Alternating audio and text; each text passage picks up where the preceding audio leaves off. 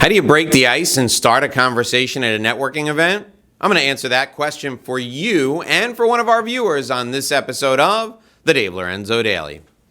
Hey, and welcome inside my office. Today is an office day for me, and I was going through the comments and the mailbag, and I happened to see on one of my YouTube videos a comment from a viewer that I want to make sure I answer. So let me read the comment to you here, and we will put it up on the screen as well.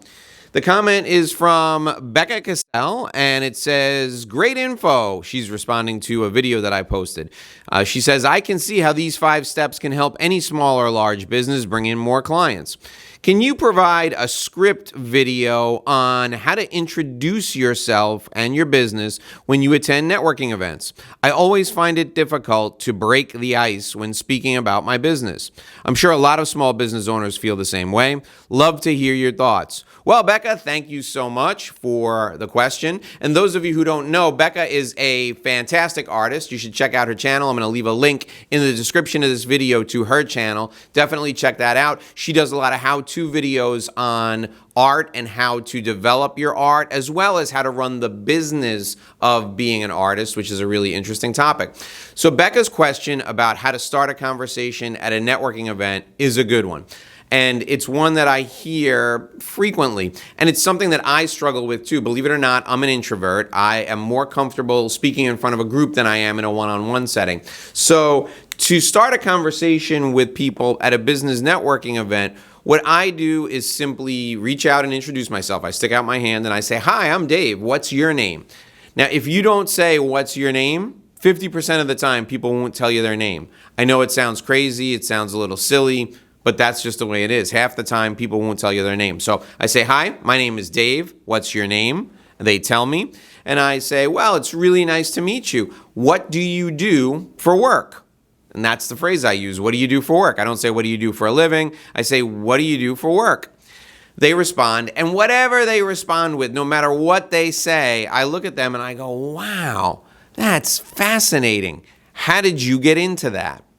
Everybody has a story about how they got into doing what they do, and you're asking to hear their story, you're flattering them, and you're also getting them comfortable with you. So they'll tell you their story, and you say, that's a really good story. I appreciate you telling me that. How's business going for you so far this year? Or how's business going for you these days? They'll tell you how business is going for them. Then you can say to them, okay, so business is going pretty well, or okay, so you're experiencing some challenges. If there were one thing about your business you could change, what would that be? They'll tell you. And then you say to them, would you like some help with that? And they'll look at you like, oh my gosh, what do you mean? At that point, you're going to offer to introduce them to someone who could help them with their business, or you're going to offer to help them yourself. That's how you start a conversation at a networking event. The idea is to get people talking, to get them comfortable and get them talking about themselves. Now, often when I present this script to people, I hear, well, Dave, it sounds like you're interrogating them. People aren't going to respond well to that. Not true. When you approach the conversation in this way, there's a very natural back and forth that takes place. I just gave you a bunch of questions now to ask someone, but if we were in a regular business conversation, that whole interaction that I presented to you there, that would take like 15 minutes. And the person would feel like you're a great conversationalist because they're getting to do all the talking. Rule number 1 in sales and rule number 1 in networking is you speak as little as possible. If you speak more than 25-30% of the time, you're speaking too much. You want the other person speaking 70 to 80% of the time. You want them sharing information with you about themselves, about their business, and about how you can help them. Your goal in any networking interaction is to find out who you can connect that person to deliver value to them or their business. You heard me correctly. Who can you connect that person to deliver value to them or their business? That's what you're looking to do. You're not looking to sell anything there. You're not looking to pitch them on a product or service. You're looking to deliver value through connecting them with someone else you know who can help them solve a problem or achieve a goal. Now, I want to make sure we address a couple of variations of some of these questions. Let's take it from the top. Let's go back to the very beginning. You introduce yourself, you say, my name is, and you say your name, what's your name? They tell you. If you're at an event where there are business people, but it's a social event, so there could also be folks who are caretakers. 100% of their job is taking care of their kids, or 100% of their job is taking care of an elderly parent. So they work in their house every day doing things that are really important, but they don't go out and earn a living. If you're in a room with those people where there are homemakers or people who take care of the kids all day, instead of saying, what do you do for work? You may say, so tell me what's going on in your life. What do you do that takes up your time? Or what do you do between 9 and 5 to keep busy? That question is fantastic. What do you do between 9 and 5 to keep busy is a fantastic question, because if people are in the corporate world, they'll say, what do I do between 9 and 5? I work. And you say, oh, what do you do for work?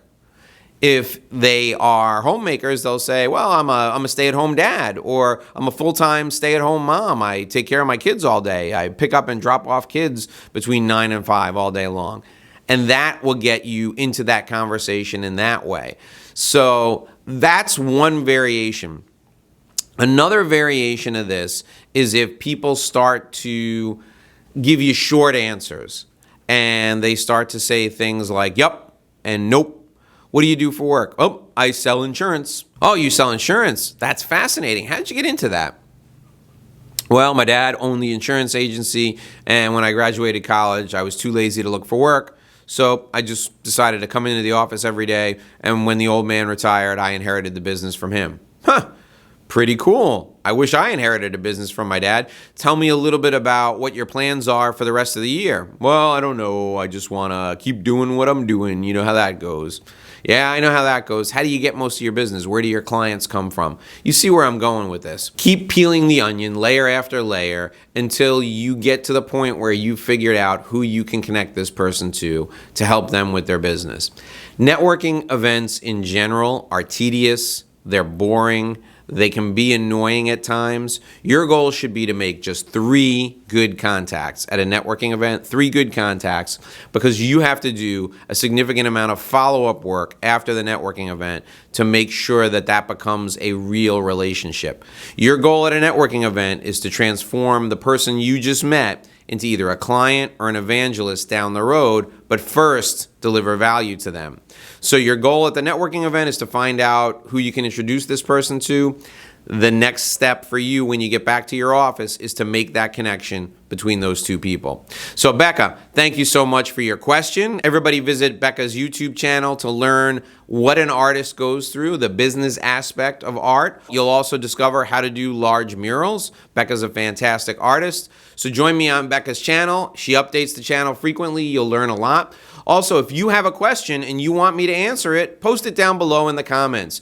Make sure you post your question down in the comments, and make sure you hit the thumbs up, the like button if you liked this answer to this question. And if you want to hear more, hit the subscribe button and ring the notification bell. Until tomorrow, I'm Dave Lorenzo. Here's hoping you do this and sell more.